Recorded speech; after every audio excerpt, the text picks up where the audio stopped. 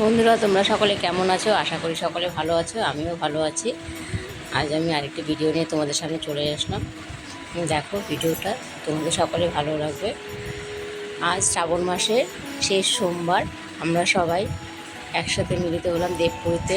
সকল বান্ধবীরা, কাকিমা, দিদিমা, দিদি, মাসিমা, সবাই আমরা একসাথে এখানে মিলিত হয়েছি দেবপুরীতে। আমরা এখান থেকে যাব নদীতে জল আনতে। সেখান থেকে জল নিয়ে এসে আমরা বাবার মাথায় জল ঢালবো। এটা আমরা প্রতিবারই করি। শ্রাবণ মাসের লাস্ট সোমবার আমরা নদীতে গিয়ে জল নিয়ে এসে তারপরে আমরা বাবার মাথায় জল ঢালি। তাই আমরা দেখো সবাই বেশ সুন্দর, সকলেই বেশ সুন্দর সেজে গুজে আমরা এখানে চলে এসেছি। সকলেই আমরা বেশ সুন্দর সেজে গুজে দেখো একসাথে এখানে মিলিত হয়েছি। অনেক লোক এসেছে, আমার বান্ধবীরা খুব খুশি।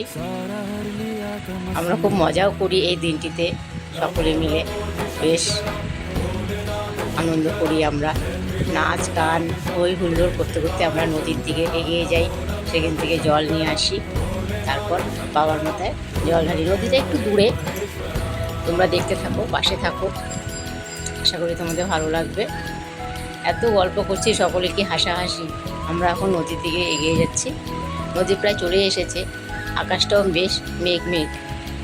বৃষ্টি এবার এত হচ্ছে, নদীতে যেন জল কত হবে, প্রচুর জল হবে মনে হয় নদীতে। দেখা যাক, নদীতে গিয়ে দেখি নদীর পরিস্থিতি কেমন। আজও আকাশটা বেশ মেঘলা মেঘলা, কিন্তু গরমটা প্রচণ্ড, এত গরম লাগছে। হেঁটেই আসলাম, আমি হাঁটতে পারি না তেমন, পায়ে ব্যথা। তবুও সকলের সাথে একসাথে আনন্দ করতে করতে চলে আসলাম হেঁটে। মনেই হলো না যে এত দূর আমি হেঁটে চলে আসলাম। এই দেখো, প্রায় নদীর কাছাকাছি চলে এসেছি। প্রচুর লোক এসেছি আমরা, লোকও হয় প্রচুর। সব বান্ধবীরা কোথায় কে কোথায় আছে, সবাই যে যার মতো নদীর দিকে এগিয়ে যাচ্ছে। এই দেখো নদী, নদীটা বেশ অনেক বড়। এখানে সব পাশে শ্মশানও আছে, শ্মশানের পাশে নদী। দেখো প্রচুর লোক এসেছে, সকলে বেশ সুন্দর লাগছে, তাই না? সবাই বেশ বাবাধামে ড্রেস পরেছে, দেখতে বেশ ভালো লাগছে। সকলেই একই রকম পোশাক। আমার নদীতে স্নান করতে খুবই ভালো লাগে, কিন্তু জানেন আমি সাঁতার পারি না। তবুও নদীতে স্নান করতে খুবই ভালোবাসি। একটু ভয় ভয়ও হয়, সাঁতার যেহেতু পারি না। সকলে নেমে পড়েছে, যারা যারা স্নান করবে। অনেকে আবার দাঁড়িয়ে আছে, অনেকে আবার স্নানও করবে না। আমি প্রতিবারই এই সময়টায় নদীতে এলে স্নান করি। আবার কোনো বছর বিকেলেও আসে, তখন আর স্নান করা হয় না। এই যে আমার স্নান হয়ে গেছে, এখন জল নিয়ে উঠে পড়বো। আমার এক দিদি বলছে আমাকে একটু জল ভরে দাও ঘটিতে। আমি যেহেতু স্নান করবো না, ওকে আবার একটু জল দিলাম। এই যে আমার স্নান হয়ে গেল, উঠে পড়লাম। নদীর জলটা এত ঠান্ডা, স্নান করে বেশ গাটা জুড়িয়ে গেল।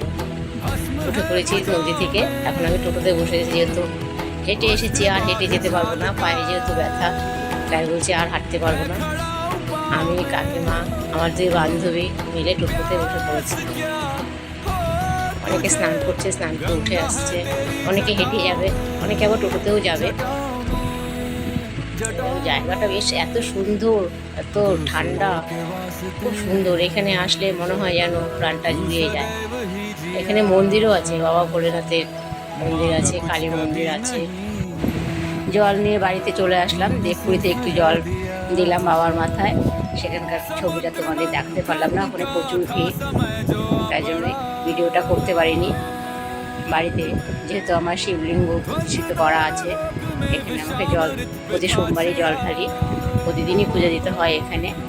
তাই এবার ভেবেছিলাম নদী থেকে জল নিয়ে এসে বাবার মাথায় জল দেবো। তাই পুজো করে বাড়ি আমি যাইনি, যেহেতু নদী থেকে জল এনে পুজো দেবো, তাই বসে পড়েছি পুজো করতে। এই যে দেখো আমার পুজো, তোমাদের কেমন লাগছে? তোমরা আজ কে কে বাবার মাথায় জল ঢাললে আমাকে অবশ্যই কমেন্ট করে জানিও, আমি তোমাদের উত্তর দেবো। আমার পাশে থেকো, সঙ্গে থেকো। আমার ভিডিওটা ভালো লাগলে ছোট্ট একটা লাইক, কমেন্ট, শেয়ার করো। বাবা ভোলেনাথ অল্পতেই খুশি, বাবা ভোলেনাথের পুজোতে তেমন কিছুই লাগে না, সামান্য একটা বেলপাতাতেই বাবা ভোলেনাথ সন্তুষ্ট। কিন্তু বেলপাতাটা একদম নিখুঁত হতে হবে, বেলপাতায় কোনো খুঁত থাকবে না। আমার মায়ের পুজো, মা লক্ষ্মীর পুজো হয়ে গেছে, বাবার পুজো প্রায় শেষের মধ্যে। শ্রাবণ মাসে সোমবারগুলো কীভাবে পেরিয়ে গেল বুঝতেই পারলাম না। তোমরা সকলে ভালো থাকো, সুস্থ থাকো। আমার পুজো প্রায় শেষের দিকেই, আশা করি তোমরা সকলেই ভালো থাকবে, বাবা ভোলেনাথ সকলকে ভালো রাখবে। আমার ভিডিওটা এখানেই শেষ করছি। আমার ভিডিওটা ভালো লাগলে ছোট্ট একটা লাইক, কমেন্ট, শেয়ার করো। জয় বাবা ভোলেনাথ।